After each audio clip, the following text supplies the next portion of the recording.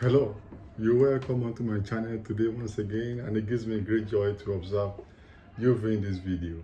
I am Dr. Olayinka Conley.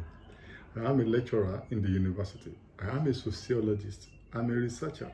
I'm a public speaker. On this channel, I do a number of stuffs. All these stuffs I do, you can easily cluster them into four: sociology, research, relationship, and migration. And I drop content on these areas as frequently as possible to add value to my subscribers and to build capacity. So the video today is in context of sociology. And I'll be addressing a very fundamental issue in sociology. In fact, the topic of today is one of the most vexed, the most controversial subjects in sociology. Meanwhile, if you have not subscribed to this channel, what are you waiting for? Kindly subscribe to this channel today. Tap or click the subscribe button on your screen right now. And if you have subscribed previously, thank you very much for staying tuned. The title of this video today is Sociology as a Science. Is sociology really a science? Oh. And this question is very important because it revolves around the subject matter of sociology. In some universities, sociology is in the Faculty of Humanities. In some university, it's in the some universities, sociology is the Faculty of Arts. In some universities, it is in Faculty of Social Sciences. So, notwithstanding these classifications, these faculties, it's also a major issue to consider sociology as a science or it is not a science. And this is because when people talk about science, what comes to mind is laboratory, physics laboratory, chemistry laboratory, all manners. So this is the mindset with which people look at science. But science is actually more than that. It's not really only about physics or laboratory. So science, it's about methodology. It's about precision. It's about methodology. How reliable your methodology is, generally speaking. So essentially sociology is not like physics or chemistry. It's different in some respect. Because when it's considered a science, it's considered a social science, because sociology studies human relationship. And when we talk about social, you're talking about people relating, forming a network of relationship. I have a lot of videos on sociology in this place, on this channel. Subject matter of sociology, what it means, a lot, lucrative sociology, and a number of other. Go through this channel carefully, you will see a lot of videos. But one thing I want to let you know is that it doesn't matter whether your sociology is Faculty of Art in your school, it's in humanities in your school, or it's in social sciences. When we talk about sociology as a science, what we are actually interested in, how predictive, how systematic is sociology. Because science basically is about systematization of knowledge. It's about how systematic you went about gathering information. Do you gather information? What kind of information do you gather? And what procedures did you or are you adopting? And what subject matter? How to what extent can you predict things in specific terms? These are things sociologists actually try to do, So we try as much as possible to make sure that we go through a very systematic way. So whether you are in Faculty of Arts, in sociology, or social science, or humanities, it doesn't matter, essentially speaking. So you can still contribute to the debate on sociology as a science, and you have to bear this very. So if you are a student of sociology, or you're just coming into sociology, you have to take this very seriously. It's a topic that is very hot, long-lasting, and you will have to contribute to this debate one way or the other, either in your examination or as a scholar. A very important point you have to know in the first instance is that the founding fathers of sociology actually designed sociology to be science. Be sure of that. The founding fathers of sociology actually designed the discipline to be a science. to be like physics, to be like chemistry, to be like, botany, or to be like a number of other disciplines in conventional sciences. That's why, among the founding fathers of sociology, you can talk about Auguste Comte, Emile Durkheim, Max Weber, Karl Marx, Tarkov Parsons, and a number of other of them. I'll still do videos on these founding fathers, etc. So these founding fathers mean people who originated, who started the discipline of sociology. So the original design was for the discipline to be like pure science, natural sciences, like physics, like chemistry. So that's the design, no argument about that. That's why Auguste Comte describes sociology as a queen science. That is the queen is at the top of all sciences. That's how Comte described sociology. That tells you how ambitious the founding fathers were. So it was designed, and it was designed to be able to give specific, accurate information about human action. So that means it's science that in mind. So bear this in mind when we talk about sociology, debate about sociology as a science or not a science. We have two major schools. We have the positivist school of thought, and we have the interpretivist school of thought. The positivists are those who believe sociology is a science because we believe we want to gather facts, we want to gather data before we can talk about human action. It is to gather data, gather facts as if we're conducting an experiment. And even in some sociology departments across the world, they do conduct experiments. We have experimental sociology, we have clinical sociology, medical sociology. So they do conduct experiments. So the positivists believe that you need quantification, we need proof, we need evidence to be able to reach logical conclusion. We need facts like statistics before we can interpret human action. So these positivists believe that sociology is a science. We have another school of thought, we will call the interpretivists. Those one believe that human action can only be interpreted. Human actions have meanings. We have symbolic meanings that are contextual, deep into their cultural environment. So they believe human action cannot be quantified. It can only be interpreted theoretically, pragmatically, but cannot be subjected to hard figures, cannot be predicted, cannot be handled like matter, like stone, inanimate object. These are the school of thought, the two of them. So the part schools who usually put their discipline, within humanities and arts, sometimes maybe they hold on to more of interpretivist sociology or interpretative sociology, while those who put in social sciences have more orientation towards figures, facts, prediction. So these are the two schools of thought. So it depends on how you want to go about this analysis. So if you are in a school that is very positivist, you're going to be dealing with a lot of figures, graphs, statistics, modeling, hypothesis testing, statistical analysis, basic and advanced. But if you're in a school, an environment where they believe in more interpretivist perspective, they may not do a lot of quantitative.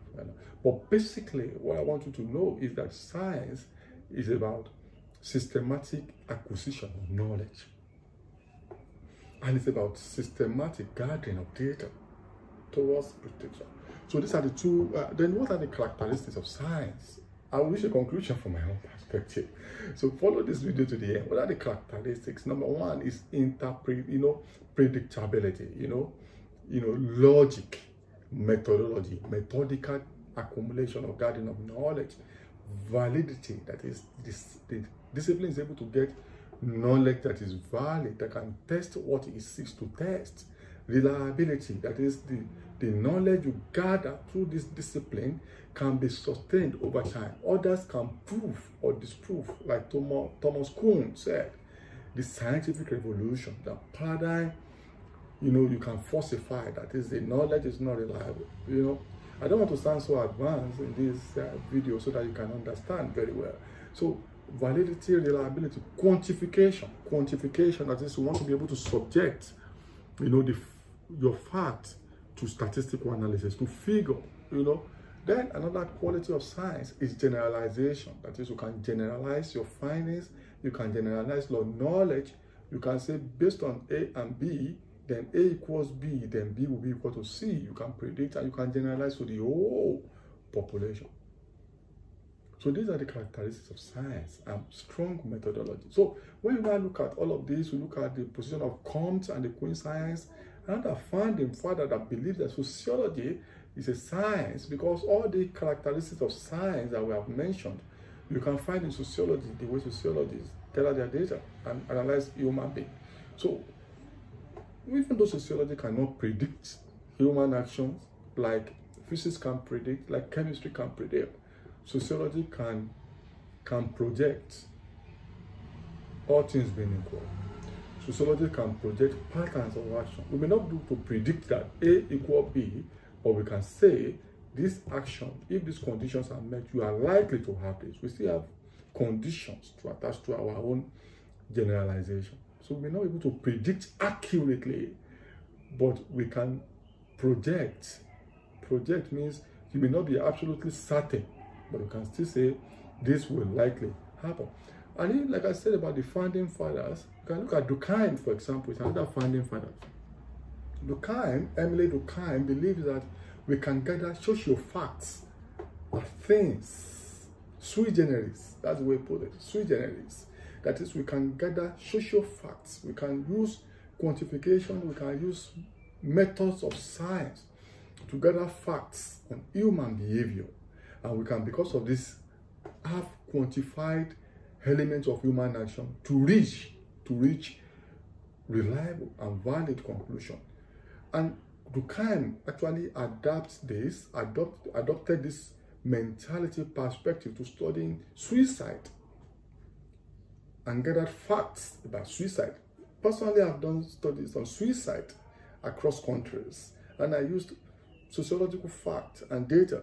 You know, Durkheim believes we can do cause and effect analysis by using statistical methods like regression, correlation. We use a lot of these. You see, I will give you my own conclusion. If we can use statistics, we can use ANOVA, we can administer questionnaire, we can do chi-square, we can do frequency analysis, we can do ANOVA, we can do t-test, we can do correlation, we can do regression. You can do all manners of regression.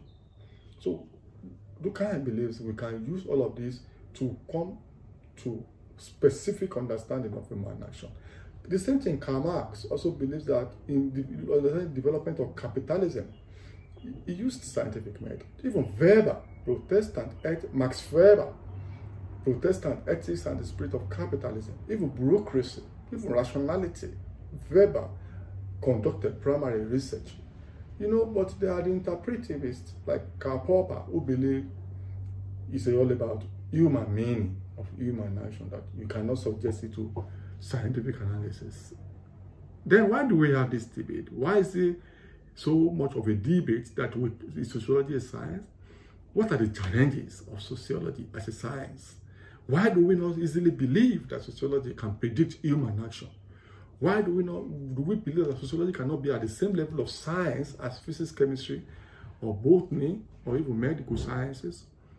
Number one reason is because we study human beings, our subject of study, or object of study. Human beings are so unpredictable. The day human beings know that you are studying them, they will confuse you. And say, hey, you are studying me. I will make sure you find this not correct, because we study human beings, unlike physics or chemistry that study non-human beings. Permanently there, they are insensitive, but human beings we study are sensitive, and they have reason. They have reasons for their actions. So they are dynamic. So it's difficult for us to predict human action. And then values. People have values. Sociologists themselves have values. Sometimes your values affect your research, your topic, even your methodology.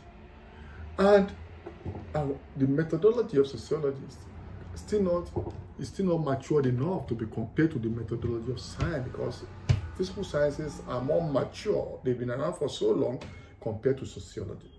These are the three major reasons: the issue of value, the issue of human beings, our object of study or object of study, and the methodology that is still maturing. Now, if you ask me, I believe sociology is a social science. It's a science in a way, because if science is not only about laboratory, if science is about systematic gathering of facts to reach a conclusion, strong methodology. Sociology uses methodology. I have videos on this channel on research design, methodology, questionnaire, methods of data collection, and so on. If you look at this methodology, sociology can reach some scientific conclusion if you adopt the right methodology. Even though we may not be able to be predictive like natural science, we can still project and reach some conclusions that are based on our data, on our methodology, our careful analysis. And in the order of the founding fathers, sociologists of today can adopt a scientific method, even though not at the same level of perfection like physical science, but the methodology of sociology can still allow us to gather some pieces of information as facts, to use figures and if you do some advanced modeling, as much as you cannot predict, you can reach some scientific conclusion. So for me, sociology can be regarded because you can also marry the interpretivist perspective and positivist perspective, combine them and do your fantastic research about human action. Positivist, you can use scientific, pure facts, data, social facts like Durkheim says, and still combine it with interpretivist to understand human action within the meanings of their context of relationship. So you have the best of the two sides. That's what I do personally, and I find it very rewarding. We call it triangulation. I simply combine positivist perspective, gather facts like art sciences or natural sciences, and combine it with interpretivist perspective, which can help me to get meanings within the environment, to analyze my physical data, analyze my positivist data. So that gives me a robust perspective of human action. So if I combine the two line of argument, it gives me the best of answer and closer to science. So for me, sociology is a social science with fundamental elements of core sciences, but more robust in the sense that I have opportunity of combining interpretivist perspective and positivist perspective. So sociology is qualified to be considered a science, but not at the same level of physical sciences, but it's a social science, you adopting scientific approaches. Until I see you in my next video, kindly subscribe to this channel. Tap the subscribe button or you click the subscribe button. Until I see you in my next video, bye for now.